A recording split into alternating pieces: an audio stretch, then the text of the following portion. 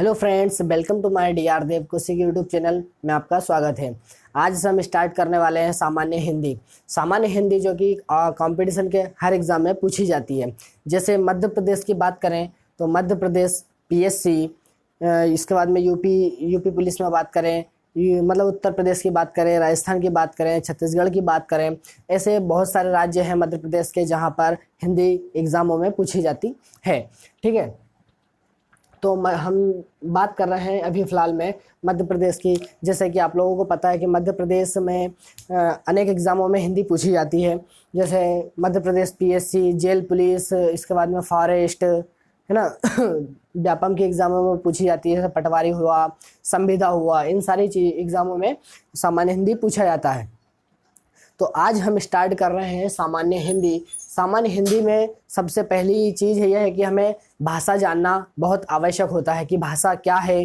भाषा के बाद में आती है हमारी बोली क्या है, कितने प्रकार की है, कहाँ कैसी क्या बोली जाती है। तो हमें ये सारी चीज़ों को ध्यान में रखना पड़ता है। ठीक है, तो आज हम स्टार्ट करते हैं सामान्य हिंदी। सामान्य हिंदी का पहला चैप्टर हमारा है भाषा कि भाषा क्या है, कितने प्रकार की होती है। ठीक है, तो भाषा वह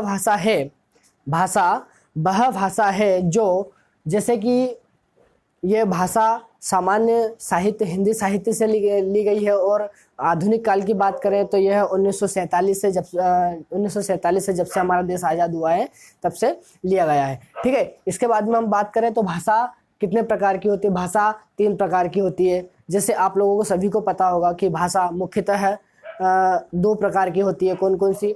एक होती है मौखिक भाषा, दूसरी होती है लिखित भाषा। ठीक है, अब मैं आप लोगों को बताना चाहूँगा कि भाषा होती है 3 प्रकार की। कौन कौन सी होती है? तो पहली होती है मौखिक भाषा, दूसरी लिखित भाषा और तीसरी होती है सांकेतिक भाषा। ठीक है, तो यह जो सांकेतिक भाषा है यह एक संकेतों के माध्यम से प्रदर्शित करते हैं, वह हमारी सांकेतिक भाषा होती है। ठीक है, तो हम ये तीनों भाषाओं की डेफिनेशन को समझते हैं, आखिर ये 3 भाषा अपने आप को क्या बोलना चाहती है। ठीक है, तो अपन देखें मौखिक भाषा। अच्छा, सबसे पहले मौखिक भाषा देखिए। अपन ने सबसे पहले भाषा की डेफिनेशन देखें, आखिर भाषा क्या है। ठीक, तो भाषा क्या है?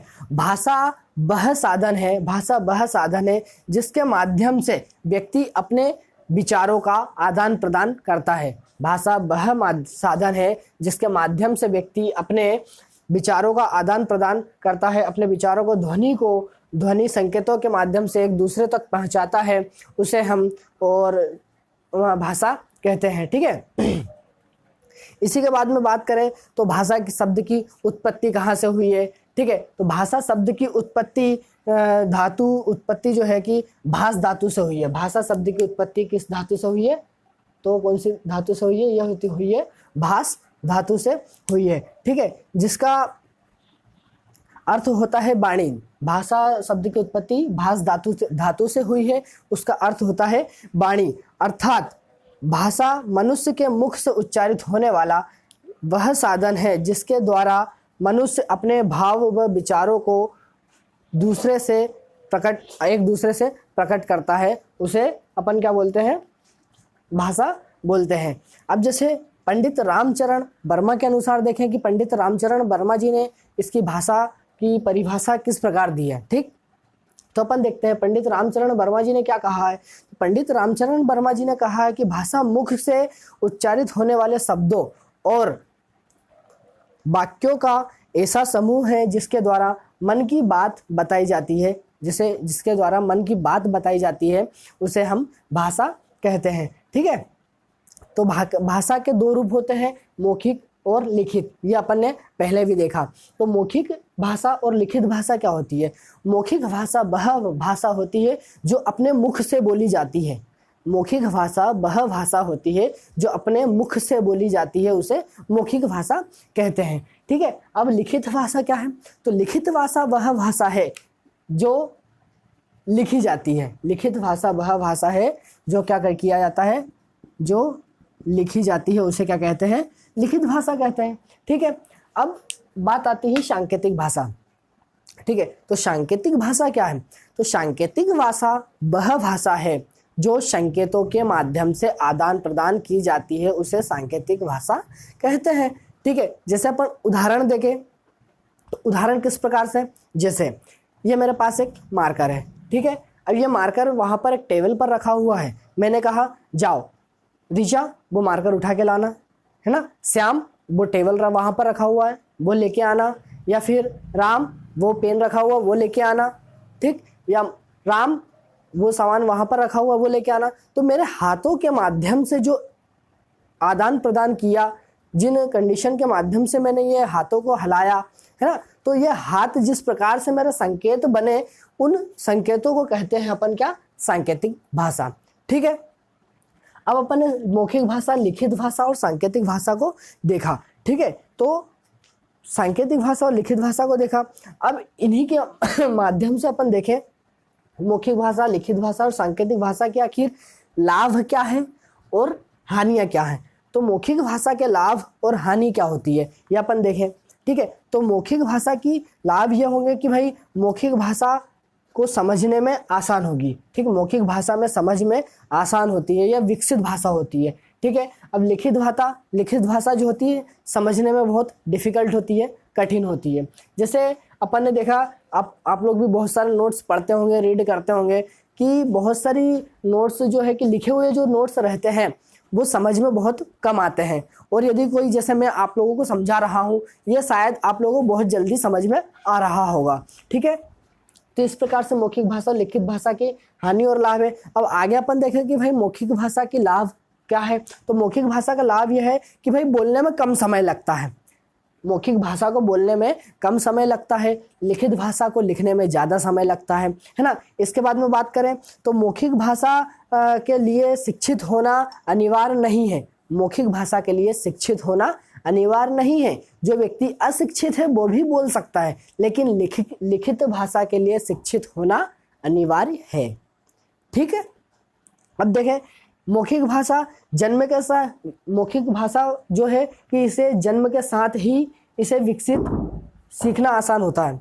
मौखिक भाषा को जन्म के साथ ही सीखना आसान होता है, लेकिन लिखित भाषा को जन्म के साथ लिखना आसान नहीं होता, बहुत समय लगता है इसको लिखने में, है ना। तो इस प्रकार से अपन ने देखा कि मौखिक भाषा और लिखित भाषा के लाभ और हानि क्या है। अब अच्छा सांकेतिक भाषा के लाभ देखें तो सांकेतिक भाषा समाज के मुख्य धारा से पिछड़े हुए लोगों को, दिव्यांगजन आदि समाज के लिए बराबरी में लाने हेतु किया जाता है। जैसे सांकेतिक भाषा, जैसे बात की जाए तो संकेत उन व्यक्तियों के लिए दर्शाया जाता है जो हैंडीकैप होते हैं, विकलांग होते हैं। भाई कोई व्यक्ति सुन नहीं सकता या बोल नहीं सकता, तो उसे क्या है कि भाई हम इशारों के माध्यम से, संकेतों के माध्यम से उसे हम समझाने की कोशिश करते हैं, इसे हम क्या बोलते हैं, सांकेतिक भाषा। ठीक है, अब अपन ने सांकेतिक भाषा की हानि, जैसे लाभ देखा, हानि क्या देखते हैं कि सांकेतिक भाषा लिखने में कठिन होती है तथा इसे कठिन होती है, वह समझने में भी कठिन होती है, समझने में भी बहुत कठिन होती है। लिखने में तो कठिन होती ही है, लेकिन समझने में भी कठिन होती है। ठीक है, इस हेतु यह इसमें अधिक समय लगता है। अब समझने में और लिखने में कठिन क्यों होती है? ठीक, तो समझने में इसलिए कठिन होती है कि भाई कौन व्यक्ति, जैसे यदि मैंने हाथों को नहीं हिलाया, मैं हाथों को बांधकर खड़ा हो गया, अब मैंने कहा जाओ श्याम वो पेन उठा कर लाना, अब श्याम को यही पता नहीं है कि पेन कहाँ पर रखा हुआ है। ठीक, अब मैं हाथों से बताऊंगा कि श्याम वहाँ टेबल पर पेन रखा हुआ है या कहीं और पेन रखा हुआ है, तो आप उसे लेकर आइए, तो उस व्यक्ति को पता चलेगा कि सर ने हाथों के माध्यम से संकेत बताया है कि वहाँ पर पेन रखा हुआ है, वो लेके आना है। ठीक, ये अपन ने समझ में आया आपको। तो मौखिक भाषा, लिखित भाषा और सांकेतिक भाषा हमने समझ लिया। अब बात करते हैं भाषा परिवार की। तो भाषा परिवार हमारे भारत को कितने भागों में बांटा गया है? ठीक है, तो भाषा परिवार क्या होता है? तो विश्व की लगभग 300 भाषाओं में, ठीक है, विश्व की लगभग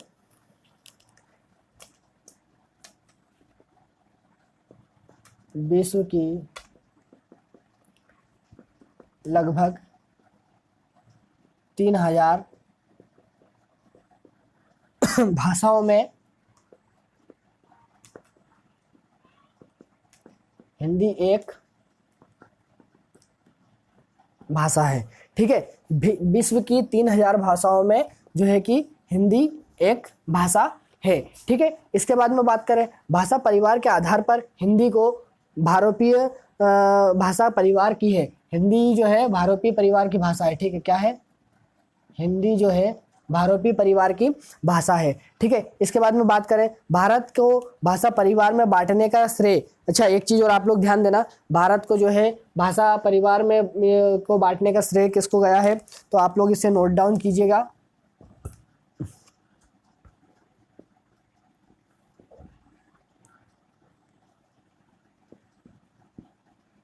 जॉर्ज ग्रियर्सन को। ठीक है, आप लोग इसको नोट डाउन कीजिएगा कि भाषा परिवार को बांटने का श्रेय किसको गया है, जॉर्ज ग्रियर्सन को। क्वेश्चंस में यहाँ पूछा जा सकता है, चाहे वो पीएससी प्रीलिम्स हो, एमपी एसआई हो, एमपी पुलिस हो, चाहे जेल डिपार्टमेंट हो, उसमें पूछा जा सकता है कि भाई भाषा परिवार को किस व्यक्ति के द्वारा बांटा गया था, तो वो व्यक्ति है कौन, जॉर्ज ग्रियर्सन के द्वारा बांटा गया था। ठीक है, उन्होंने भारत के भाषा परिवार को जॉर्ज ग्रियर्सन ने जो है भाषा परिवार को 4 भागों में बांटा है। अब वो 4 भाग, 4 परिवार कौन कौन से हैं, तो हम वो देख लेते हैं। तो सबसे पहला परिवार आता है हमारा चीनी तिब्बत। ठीक है, चीनी तिब्बत। इसके बाद में आता है हमारा दूसरा क्या, भारतीय परिवार। तीसरा आता है अष्टक परिवार और चौथा आता है हमारा द्रविड़ परिवार। ठीक है, अब सबसे पहला परिवार चीनी तिब्बत, ये यहाँ से लेकर इधर तक निकलता है, वो हमारा चीनी तिब्बत हो जाता है। ठीक है, इसके बाद में आता है हमारा अष्टक परिवार, ये इस साइड का आ जाता है, यहाँ त्रिपुरा वगैरह इधर साइड में आ जाता है, या यहाँ आ जाता है, वो हमारा अष्टक परिवार हो जाता है। इसके बाद में बीच में हमारे बीचों बीच कौन सा जिला बसा हुआ है यहाँ पर, ये हमारा आता है मध्य प्रदेश। तो मध्य प्रदेश जो है भारतीय परिवार का हिस्सा है। ठीक है, तो बीच में जो सबसे ज़्यादा परसेंटेज लेवल पे देखा जाए तो 76% जो है कि भारत में भारतीय परिवार का हिस्सा है। लास्ट में अपन देखें तो हमारा होता है द्रविड़ परिवार, जो मतलब चौथा परिवार जो साउथ साइड होता है। ठीक है, तो अपन ने देखा चीनी तिब्बत देखा, भारतीय देखा, अष्टक देखा और द्रविड़ परिवार देखा। ठीक है, तो इसमें भारत का सबसे बड़ा परिवार जो होता है वो भारतीय परिवार होता है, ये हमने देखा है ना। सबसे छोटा परिवार होता है वो कौन सा, चीनी तिब्बत का परिवार होता है। तो अपन ने देखा कि भाई भाषा क्या है, कितने प्रकार की है और इसके भाषा के अंदर क्या क्या है, किस व्यक्ति ने भाषा को बांटा है ना। और तो कितनी भाषा है, मौखिक, लिखित और सांकेतिक भाषा, ये अपन ने आप लोगों को ने समझिए है ना। तो मैं आप लोगों को और बताना चाहूँगा कि जो अभी अपन ने पढ़ा है इसी को अब आगे अपन अगले लेक्चर में और अच्छे से रीड करेंगे कि भाषा क्या है, और अगले चैप्टर में हम स्टार्ट करने वाले हैं बोली। ठीक है, तो मैं आशा करता हूँ कि आप लोगों को मेरे द्वारा पढ़ाया गया, समझाया गया भाषा का चैप्टर बहुत अच्छे से समझ में आया होगा। और यदि आप लोगों को समझ में नहीं आया है तो प्लीज़ आप लोग चैनल के कमेंट्स बॉक्स में आकर कमेंट्स कीजिएगा, मैं उसे देख के अच्छे से समझाने की कोशिश करूँगा। और हाँ, आप लोग प्लीज़ चैनल को लाइक, शेयर एंड सब्सक्राइब करें। डन।